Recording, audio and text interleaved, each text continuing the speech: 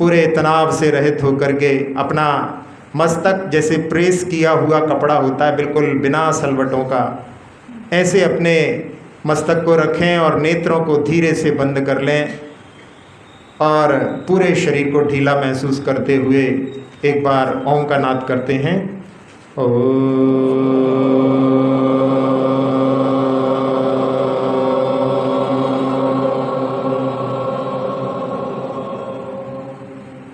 प्रणव मंत्र ओम, ओंकार में भगवान की ध्वनि भी होती है। ओम शब्द का बहुत सारे धर्मों में महत्व है। जिनागम में ओम में पांचों परमेष्ठी भी समाहित हैं। ओम में 3 अक्षर हैं, आ, उ और मा। पांचों परमेष्ठी को समाहित करने के लिए एक प्राचीन प्राकृत की गाथा भी आती है। उसमें अरिहंत भगवान का प्रथम अक्षर आ है। सिद्ध भगवान शरीर से रहित अशरीरी होते हैं तो उनका भी आ है। आचार्य परमेष्ठी का भी आ है। तीनों की संधि जब होती है तो आ ही बनता है। और उपाध्याय परमेष्ठी का उ और मुनि का मा। ऐसे ओम में पांचों परमेष्ठी समाहित हैं। जहाँ अंत में संलेखना के समय में कंठ से कुछ आवाज़ नहीं निकलती, उस समय में ओम कह करके भी अपन पंच परमेष्ठी को स्मरण कर लेते हैं। ओम में तीनों लोक भी समाहित हैं। आ से अधोलोक, उ से ऊर्ध्वलोक और मा से मध्य लोक। तो तीनों लोक जिसमें बहुत सारे जिनालय हैं, कुछ संख्यात जिनालय हैं, कुछ असंख्यात जिनालय हैं, और कृत्रिम भी हैं और अकृत्रिम भी हैं। तो इस ओम के माध्यम से अपन तीनों लोकों के जिनालयों की वंदना भी कर सकते हैं। ओम में तीनों काल भी समाहित हैं। आ से अतीत यानी भूतकाल, उ से उधर के यानी भविष्य काल, और दोनों के बीच में वर्तमान काल यानी मध्यकाल। तो माँ से मध्यकाल लेकर के ओम में तीनों काल भी समाहित हैं। तो इस प्रकार से अपन जब ओम का नाद करते हैं तो उसमें भूतकाल के जितने भी सिद्ध और अरहंत हुए हैं, वर्तमान में हो रहे हैं, और भविष्य काल में भी जो होंगे, उन सबको अपन इस एक ओम अक्षर के माध्यम से सबका स्मरण कर सकते हैं। ओम में 2400 तीर्थंकर भी समाहित हैं। प्रथम तीर्थंकर इस अवसरपणी के आदिनाथ भगवान का आ, और आखिरी तीर्थंकर महावीर भगवान का मा, और बीच में जो 22 तीर्थंकर हुए हैं वो आदिनाथ भगवान के उत्तरवर्ती कहलाते हैं। तो उत्तरवर्ती का उ, इस प्रकार से अपन यदि ओम का उच्चारण करते हैं तो 2400 तीर्थंकर का भी स्मरण हो जाता है।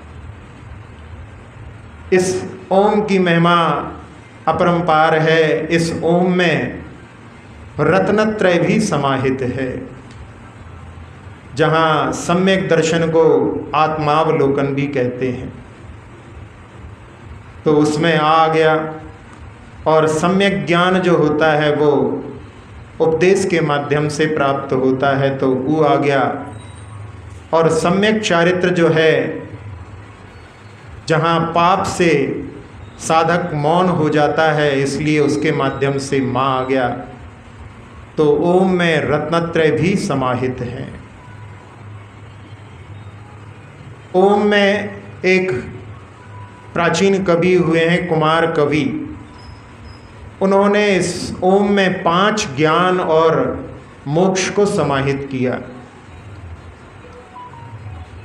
5 ज्ञानों में जहाँ प्रथम ज्ञान मति ज्ञान कहलाता है, इसका दूसरा नाम है आभिनिबोधिक ज्ञान।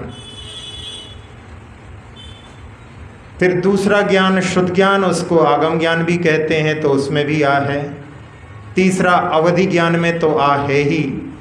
और चौथा मनः पर्याय ज्ञान, मन को दूसरे शब्दों में अंतःकरण कहते हैं। तो अंतःकरण पर्याय ज्ञान, मन पर्याय ज्ञान का दूसरा नाम सब में आ है।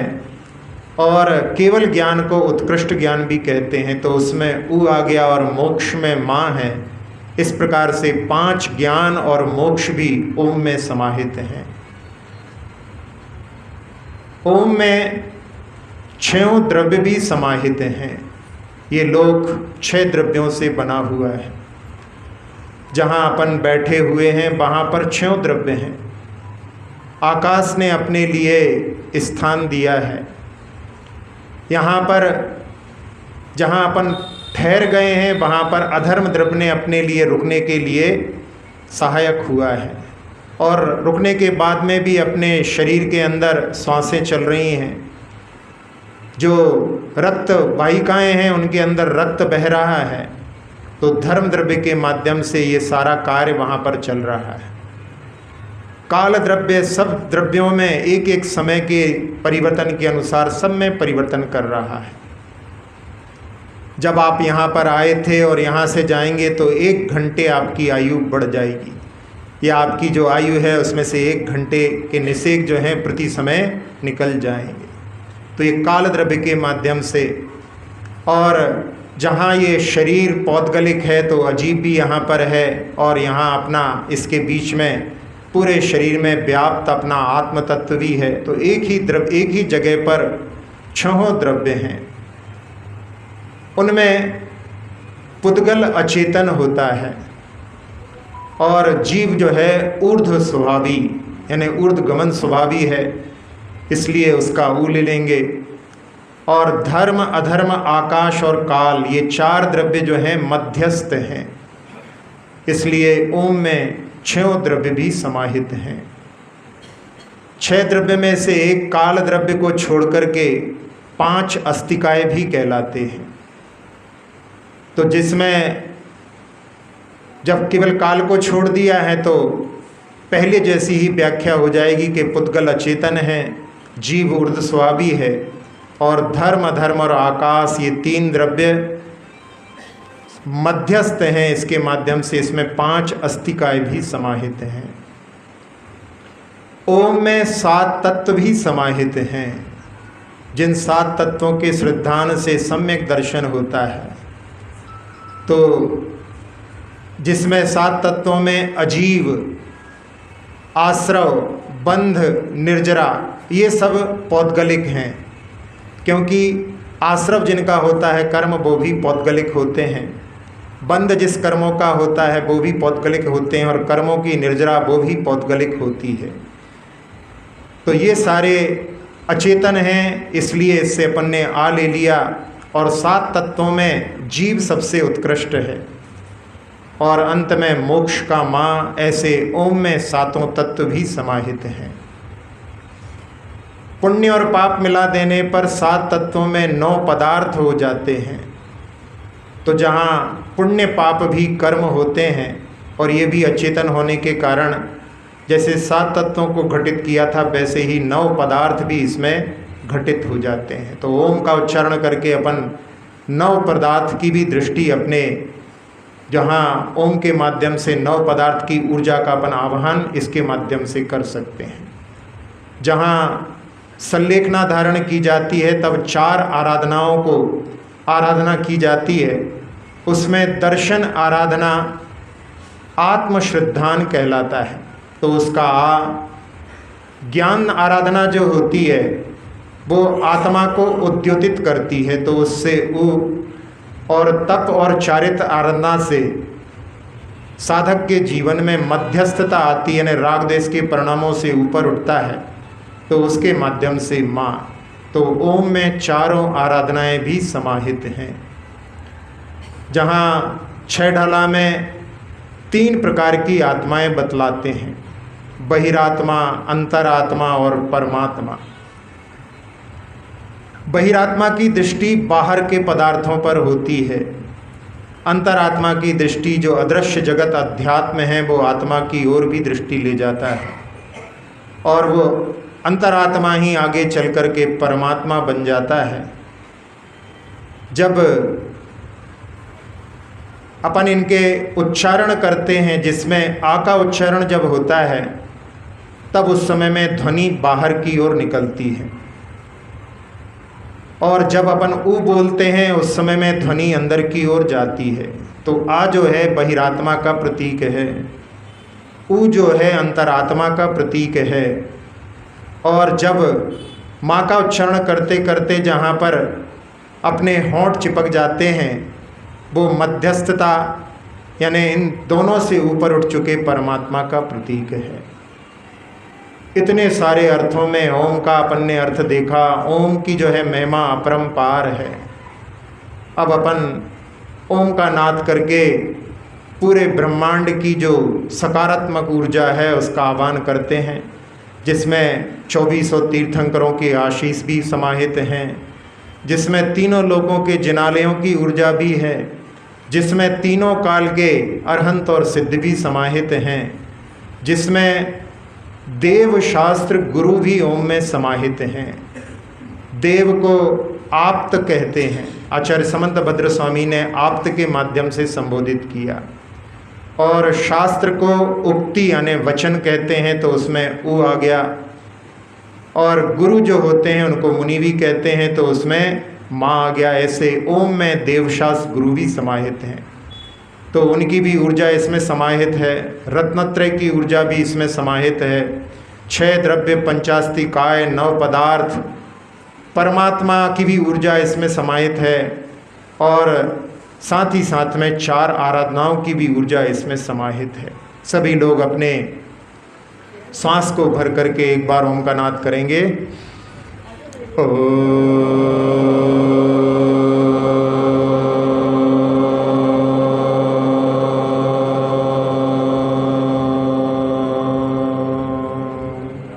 दूसरी बार भी अपने को ओम का नाद करना है, लेकिन आधी दूरी पर अपने को होंठ को मिला लेना है। और उसके बाद में आखिरी तक भ्रामरी प्राणायाम जैसा गुंजन हो। होंठ बंद होंगे तो उसमें जो है गुंजन अंदर ही अंदर होगी आवाज़।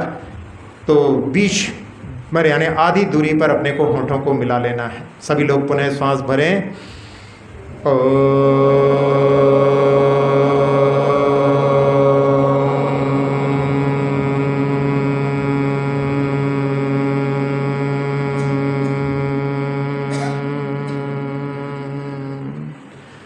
एक बार और आपको करना है, लेकिन इस बार ओम बोलते ही बस ओम पूरा हुआ कि नहीं होठों को मिला लेना है।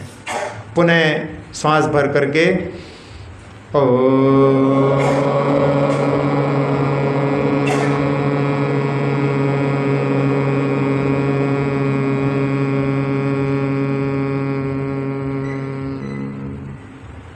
बरस रही है तीनों लोकों के जिनालयों की ऊर्जा, 2400 तीर्थंकरों की ऊर्जा, सकारात्मक ऊर्जा पूरे संसार की आपके ऊपर बरस रही है। जहाँ मूसलाधार जब बारिश होती है, ऐसी ऊर्जा का जहाँ वर्षण अपने सिर के ऊपर अनुभव करें, और वो आपके सिर के सबसे ऊपरी भाग ब्रह्मरंध्र के माध्यम से आपके मस्तिष्क में प्रवेश कर चुकी है। मन के सारे विकार उसने धो दिए हैं। जहाँ संसार में किसी के प्रति अपने मन में कोई कलुषता, कोई बैर नहीं है, जहाँ अपने आप को मैं सबसे ऊंचा और सबको तुच्छ ऐसी भावना भी नहीं है, सब संसार के जीव समान, ऐसी दृष्टि उस धारा ने अपने मन में प्रकट कर दी है।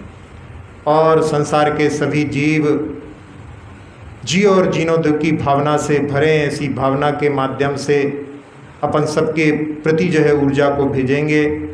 अभी वो ऊर्जा मस्तिष्क को साफ करके नेत्रों में, नासिका, होंठ, कान, पूरे मुख और पूरे मुख को सूर्य के समान चमका करके अब कंठ में उतर रही है। उतर करके उसने फेफड़ों को पूरा विस्तार दे दिया है, हृदय की एक एक धमनी को स्वच्छ करके आनंद और आह्लाद से भर दिया है। अब उतर करके छोटी आंत, बड़ी आंत, किडनी, लीवर आदि सभी अंतरंग अवयवों को पवित्र करती हुई ऊपर चढ़ रही है रीढ़ की हड्डी के माध्यम से। पीठ, कमर, कंधे, दोनों हाथ, दोनों पैर, पूरे शरीर को, पूरे शरीर की त्वचा को, पूरे शरीर के रक्त को निर्विकार, निरामय, निरोगी बना चुकी है। पूरे अपने शरीर को अपनी आत्मा के माध्यम से, अपनी आत्मा में जो ज्ञान है उसके माध्यम से अपन एक एक प्रदेश को आनंद और आह्लाद से भरा हुआ देखें, पूरी निरोगता के साथ में अपने इस शरीर को जिसमें ये आत्मा निवास करती है।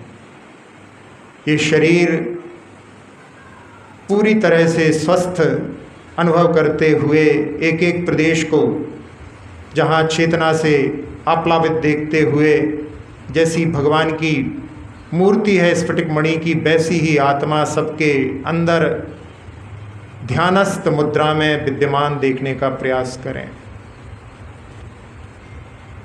जैसा लाभ अपन ने प्राप्त किया सारे संसार के प्राणियों को मिले, इस भावना से इस ऊर्जा को पूरे लोक में फैलते हुए देखें।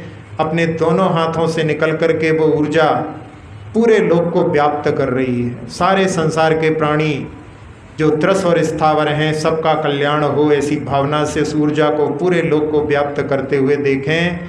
और भावना, सुखी रहें सब जीव जगत के, कोई कभी न घबरावे। सुखी रहें सब जीव जगत के, कोई कभी न घबरावे। सुखी रहें सब जीव जगत के, कोई कभी न घबरावे। पूरे संसार में शांति का वातावरण,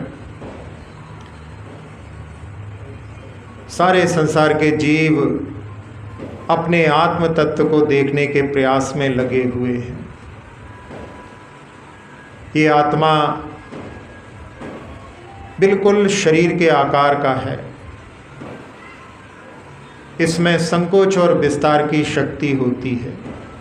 जब माता के गर्भ में थे तो बहुत छोटा रूप था, धीरे धीरे बढ़ते बढ़ते 9 महीने में एक शिशु का आकार धारण किया और जन्म लेने के बाद में बढ़ते बढ़ते बढ़ते जहाँ पूरा युवा जैसा शरीर जो सबसे ज़्यादा प्रदेशों वाला है, फिर वृद्धावस्था में धीरे धीरे फिर संकुचित होने लगता है। ये आत्मा की संकोच और विस्तार शक्ति, जहाँ छिपकली की पूंछ यदि कट जाती है तो वो वहाँ पर तड़पती है, और जब तक तड़पती है तब तक उस आत्मा के प्रदेश दोनों के बीच में जुड़े हुए हैं और क्लियन फोटोग्राफी के माध्यम से वो देखने में भी आते हैं। और जब वो आत्मा के प्रदेश जो बड़ा शरीर है उसमें प्रवेश कर जाते हैं तब फिर उनके बीच में कोई भी फोटो की लाइन नहीं दिखाई देती। तो ऐसी आत्मा की संकोच और विस्तार शक्ति से युक्त ये आत्मा जब केवली भगवान केवली समुद्घात करते हैं तो ये आत्मा पूरे लोक में फैलने की सामर्थ्य रखती है। सबके पास ऐसी सामर्थ्य है, सबके पास में भगवान बनने की सामर्थ्य है। प्रतिदिन भगवान के दर्शन करके थोड़ी देर आंख बंद करके कायोत्सर्ग करते हुए अपने शरीर के अंदर, जैसे अपन खड़े होकर के कायोत्सर्ग कर रहे हैं, जहाँ पर जो कायोत्सर्ग मुद्रा में प्रतिमाएं हैं उनको देख करके बिल्कुल वैसी ही आत्मा अपने शरीर के अंदर देखने का प्रयास प्रतिदिन अपने लिए करना चाहिए। भगवान के दर्शन करके जब तक अपनी आत्मा के दर्शन नहीं किए तब तक अपन ने सही दर्शन नहीं किया। प्रतिदिन अपने लिए ऐसे पंच परमेष्टियों को अपने अंदर देखने का प्रयास करना चाहिए। सिद्धों जैसी आत्मा अपने अंदर है, अपना लक्ष्य सिद्ध बनने का है, ऐसी भावना के साथ में लेते हैं विराम, पंच परमेष्टि को नमन करते हुए और ओम के महात्म्य को जो कि असीमित है नमन करते हुए। अक्षर पद मात्रा से दूषित वचन अगर हमहीन रहे,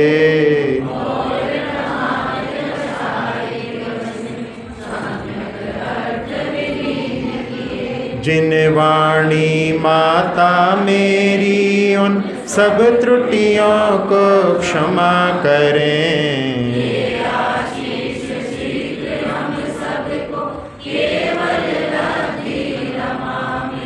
प्राप्त हमें हो बोधि समाधि परिणामों की शुद्धि हो।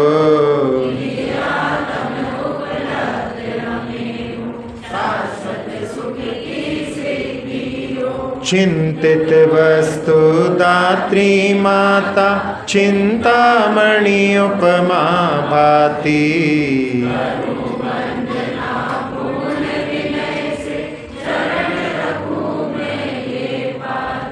कर जिन वाणी स्तुति तन की ममता टाल।